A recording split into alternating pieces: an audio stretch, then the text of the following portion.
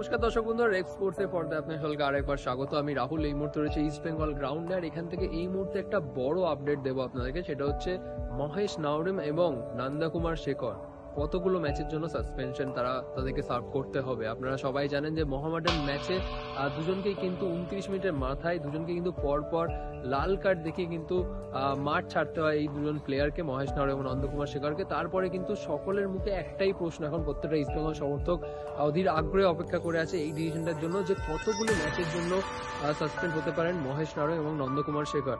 Obviously Nandakumar Shekhar একটা খুব একটা বড় সাসপেনশন না হলেও মহেশ নাওরেমটা নিয়ে যেহেতু সবাই চিন্তিত ছিল, কারণ এর আগে যখন অ্যান্টোনিও লোপেজ হাবাস যখন বোতলে এরকম লাথি মেরেছেন তাই কিন্তু একাধিক ম্যাচের জন্য সাসপেন্ড করা হয়েছিল। বাট এই ক্ষেত্রে ইস্ট বেঙ্গলের জন্য কিন্তু একটা ভালো খবর এই মুহূর্তে যেটা জানা যাচ্ছে, আমরা কিছুক্ষণ আগেই আজকের অনুশীলন শেষে যখন দেবব্রত সরকারের সাথে যখন কথা বলতে গেলাম, তিনি কিন্তু জানালেন যে ডিসিপ্লিনারি কমিটি থেকে তারা এটাই জানতে পেরেছে যে মাত্র একটি ম্যাচের জন্যই সাসপেন্ড থাকবেন দুজনেই, নন্দকুমার শেখর এবং মহেশ নাওরেম। এটা কিন্তু একটা যথেষ্ট ভালো খবর ইস্ট বেঙ্গল সমর্থকদের এবং এমনকি অস্কার বুঝে পুরো গোটা ইস্ট বেঙ্গল দলের জন্য। তার কারণ এই মুহূর্তে ইস্ট বেঙ্গল জায়গায় দাঁড়িয়ে আছে 7 ম্যাচ খেলে 1 পয়েন্টই এসছে।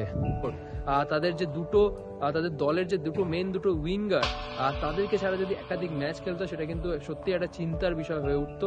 Obviously north east match tough match, এখানে নন্দকুমার শেখর এবং নাওরেমকে ছাড়া কিন্তু তাদের কিন্তু বিকল্প ভাবতে হচ্ছে অস্কার বুজনকে। আজ থেকে অনুশীলন শুরু করে দিয়েছে, সেটারও আপডেট আমরা পেয়ে যাবেন এর পরের ভিডিওতে।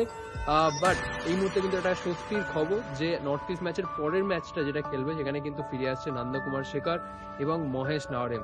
আরেকটা আপডেট আপনাদেরকে দেওয়া আছে, সেটা হচ্ছে আপনারা কিছুদিন আগেই আপনাদেরকে জানানো হয়েছিল যে এআইএফএফ কে একটা চিঠি, একটা আবেদন পাঠানো হয়েছিল ইস্ট বেঙ্গল ক্লাব থেকে। তাদের এই দাবি ছিল যে প্রত্যেক ম্যাচে যেহেতু রেফারি ডিসিশন থেকে বঞ্চিত হচ্ছেন ইস্ট বেঙ্গল, সেখানে তারা মনে করেন যে ইন্ডিয়ান ফুটবলে যত তাড়াতাড়ি পারা যাক ভিএআর আনা উচিত, যাতে রেফারিং ডিসিশনে অ্যাকিউরেসি লেভেলটা যাতে আরো বাড়ে। কারণ ইস্ট বেঙ্গল মনে করেন তারা প্রত্যেকটা ম্যাচে বঞ্চিত হচ্ছে এবং এর কারণে তাদেরকে বহু ম্যাচে পয়েন্টও মিস করতে হয়েছে।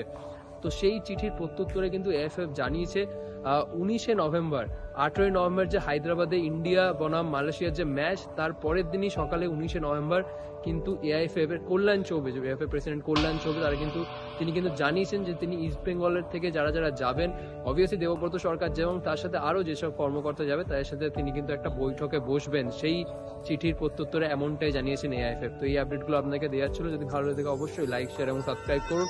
আবার আপনার সাথে দেখা হচ্ছে পরবর্তী ভিডিওতে।